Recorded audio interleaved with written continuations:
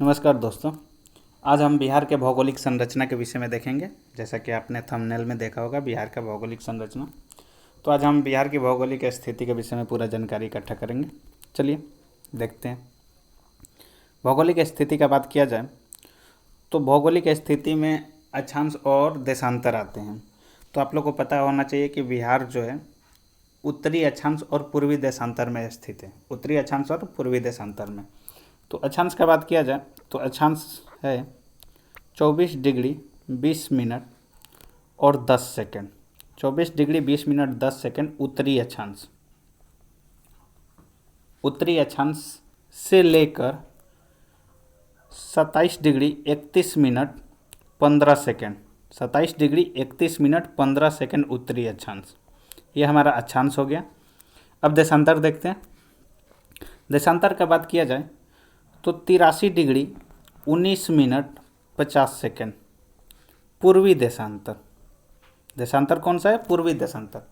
83 degree 19 minute 50 second पूर्वी देशांतर से लेकर 88 डिग्री 17 मिनट 88 डिग्री 17 मिनट और 40 सेकंड पूर्वी देशांतर में हमारा बिहार की स्थिति है। अगला पॉइंट इसमें देखते हैं हम। अगला पॉइंट है हमारा कि अगर बिहार का मैप देखा जाए, चलिए देखते हैं बिहार का मैप। बिहार का मैप देखा जाए तो बिहार का मैप कुछ इस प्रकार का दिखता है। तो इसलिए बिहार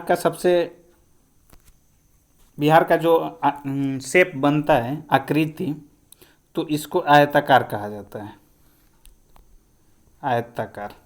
तो बिहार की आकृति कैसी है? आयताकार। ये बीपीएससी में पूछा हुआ क्वेश्चन है कि बिहार की आकृति कैसी है? आयताकार। अगला पॉइंट हम देखते हैं इसमें। बिहार का कुल क्षेत्रफल का बात किया जाए तो बिहार का कुल क्षेत्रफल जो है 94,163 वर्ग किलोमीटर। ये 67th बीपीएससी में क्वेश्चन पूछा हुआ है कि बिहार का कुल क्षेत्रफल कितना है। तो बिहार का क्षेत्रफल आप लोग याद रखेंगे 94,163 वर्ग किलोमीटर है, जो भारत के कुल क्षेत्रफल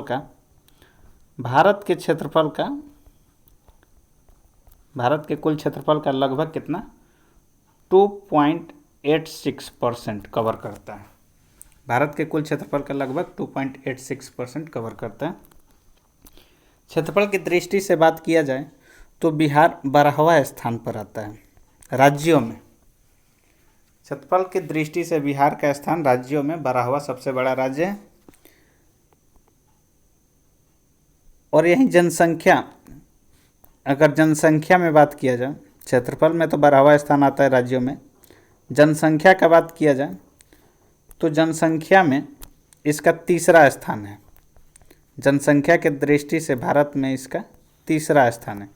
पहला स्थान यूपी का, दूसरा स्थान महाराष्ट्र का, आप लोग लिख लेंगे, और तीसरा स्थान बिहार का आता है। बिहार की कुल जनसंख्या जो है भारत के कुल जनसंख्या का लगभग 8.6% अकेले कवर करता है।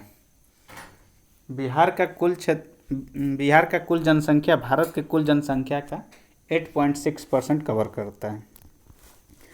समुद्र तल से ऊंचाई, अगर बिहार का समुद्र तल से ऊंचाई, जैसे समुद्र तल का ऊंचाई हम लोग देखेंगे कि किसी भी स्टेशन पे जाते हैं तो वहाँ पे दिया रहता है समुद्र तल से ऊंचाई। तो वहीं समुद्र तल से ऊंचाई होता है सी लेवल। तो समुद्र तल से अगर ऊंचाई का बात किया जाए तो बिहार की ऊंचाई 53 मीटर है। बिहार की ऊंचाई 53 मीटर है। अगर इसी को फीट में बात किया जाए तो 173 फीट होता है। बिहार का समुद्र तल से ऊंचाई 53 मीटर, जबकि फीट में 173 फीट है। अगला पॉइंट देखते हैं। देखिए, ये नॉर्थ, ये ईस्ट, ये साउथ, ये वेस्ट, ये हमारा लंबाई होता है और ये चौड़ाई होता है। तो बिहार का जो लंबाई है, तो लंबाई बिहार का 345 किलोमीटर है, और चौड़ाई का बात किया जाए तो 483 किलोमीटर है। यानी उत्तर से दक्षिण इसका लंबाई हुआ, लंबाई 345 किलोमीटर। और पश्चिम से पूरब इसका चौड़ाई हुआ है जो कि 483 किलोमीटर है। इसको याद कैसे रखेंगे? उत्तर से दक्षिण लंबाई जो है 345, ये तो आसान है, 345 कंटिन्यू है। और पूरब से पश्चिम वाला और आसान है, 483। तो याद रखेंगे एक चीज़ हिस्ट्री से कि 483 BC में गौतम बुद्ध का मृत्यु हुआ था।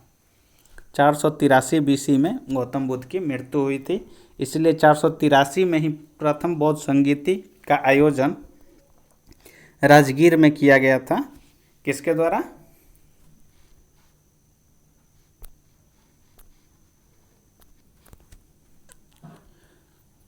483 BC में ही बिंबिसार का बेटा जो था अजातशत्रु के शासनकाल में 483 BC में ही प्रथम बौद्ध संगीति का आयोजन किया गया था। चलिए अगला पॉइंट देखते हैं। अगला पॉइंट है हमारा, अगला पॉइंट क्या है कि बिहार का चौहद्दी देखते हैं। इधर हमारा नॉर्थ होता है, इधर साउथ, इधर ईस्ट, इधर वेस्ट। तो नॉर्थ में नेपाल है। बिहार से सीमा साझा करने वाला मात्र एक देश नेपाल। पूरब में हमारा बंगाल है, WB आप लोग ध्यान रखेंगे, वेस्ट बंगाल। पूरब में बंगाल है, दक्षिण में झारखंड है, JH मैं लिख दे रहा, झारखंड। और पश्चिम में हमारा UP है। उत्तर में नेपाल, दक्षिण में झारखंड, पूरब में पश्चिम बंगाल और पश्चिम में UP। अगला पॉइंट देखते हैं, नेपाल के साथ सीमा साझा करने वाले कुल जिले, सीमावर्ती जिले। देखिए नेपाल के साथ कौन कौन से जिला हैं जो सीमा साझा करता है। पहला पश्चिमी चंपारण, दूसरा पूर्वी चंपारण, तीसरा सीतामढ़ी, चौथा मधुबनी, पांचवा सुपौल, छठा अररिया और सातवां किशनगंज। यानी कि कुल 7 जिले हैं जो नेपाल के साथ सीमा साझा करते हैं। कौन कौन से हैं एक बार रिपीट करेंगे? पश्चिमी चंपारण, पूर्वी चंपारण, सीतामढ़ी, मधुबनी, सुपौल, अररिया, किशनगंज। ये 7 जिले हैं जो नेपाल के साथ सीमा साझा करते हैं। अगला पॉइंट है हमारा, अगला पॉइंट देखते हैं कि जैसे बंगाल के साथ कौन कौन सा सीमा साझा करते हैं। तो बंगाल के साथ हमारा एक किशनगंज, एक पूर्णिया, एक कटिहार। मात्र 3 जिले हैं, केवल 3 जिले हैं जो बंगाल के साथ सीमा साझा करते हैं, किशनगंज, पूर्णिया, कटिहार। किशनगंज के विषय में आप लोग ध्यान रखेंगे, ये नेपाल के साथ भी और बंगाल के साथ भी सीमा साझा करता है। अगला पॉइंट हम देखते हैं झारखंड के साथ सीमा साझा करने वाले। तो हमारा झारखंड इस साइड में है, तो झारखंड दक्षिण साइड में है। देखते हैं झारखंड में सीमा साझा करने वाले कुल जिले। पहला हो गया हमारा कटिहार, दूसरा हो गया भागलपुर, तीसरा बांका, चौथा जमुई, पांचवा नवादा, छठा गया, सातवां औरंगाबाद, आठवां रोहतास। यानी झारखंड के साथ कुल 8 जिले हैं जो सीमा साझा करते हैं। कौन कौन से? कटिहार, भागलपुर, बांका, जमुई, नवादा, गया, औरंगाबाद, रोहतास। आप लोग सीरीज वाइज एक लाइन से चलिएगा तो आप लोग को याद रहेगा, इधर उधर करके याद मत कीजिएगा। कटिहार, भागलपुर, बांका, जमुई, नवादा, गया, औरंगाबाद, रोहतास। ये 8 जिले हैं जो झारखंड के साथ सीमा साझा करते हैं। कटिहार के विषय में एक चीज़ याद रखिएगा, कटिहार बंगाल के साथ भी और झारखंड के साथ भी सीमा साझा करते हैं। अगला पॉइंट देखते हैं यूपी के साथ सीमा साझा करने वाले कुल जिले। देखते हैं यूपी के साथ कौन कौन से जिले हैं जो सीमा साझा करते हैं। तो रोहतास, पहला हो गया रोहतास। रोहतास का ये वाला भाग बस टच होता है, छोटा सा भाग। पहला हो गया हमारा रोहतास, पहला रोहतास, दूसरा कैमूर, तीसरा बक्सर, चौथा भोजपुर, पांचवा सारण, छठा सिवान, सातवां गोपालगंज, आठवां पश्चिमी चंपारण। यानी कुल 8 जिले जो यूपी के साथ सीमा साझा करते हैं। कौन कौन से? पश्चिमी चंपारण, गोपालगंज, सिवान, सारण, भोजपुर, बक्सर, कैमूर, रोहतास। यूपी के साथ सीमा साझा करने वाले कुल 8 जिले। पश्चिमी चंपारण के विषय में याद रखिएगा, यूपी के साथ भी और नेपाल के साथ भी। रोहतास के विषय में याद रखिएगा, यूपी के साथ भी और झारखंड के साथ भी। अगला पॉइंट इसी में हम देख लेते हैं कि बिहार का अगर माना जाए तो सबसे उत्तरी, सबसे पूर्वी, सबसे दक्षिणी सबसे दक्षिणी और सबसे पश्चिमी जिला कौन सा है? बिहार के संदर्भ में देखा जाए तो बिहार का सबसे उत्तरी जिला पश्चिमी चंपारण है। बिहार का सबसे उत्तरी जिला पश्चिमी चंपारण। सबसे पूर्वी जिला का बात किया जाए तो सबसे पूर्वी जिला किशनगंज। सबसे दक्षिणी जिला का बात किया जाए तो सबसे दक्षिणी जिला गया।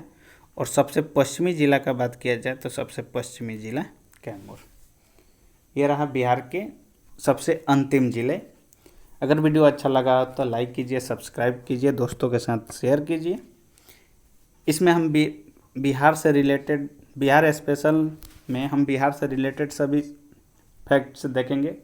इससे पहले हमने बिहार का ऐतिहासिक उद्भव देखा था। ये हमारा दूसरा सीरीज है बिहार स्पेशल में, जिसमें हमने देखा बिहार की भौगोलिक स्थिति। वीडियो अच्छा लगा हो तो लाइक कीजिए, सब्सक्राइब कीजिए। आगे का सीरीज हमारा कंटिन्यू नेक्स्ट वीडियो में। वीडियो देखने के लिए थैंक्स।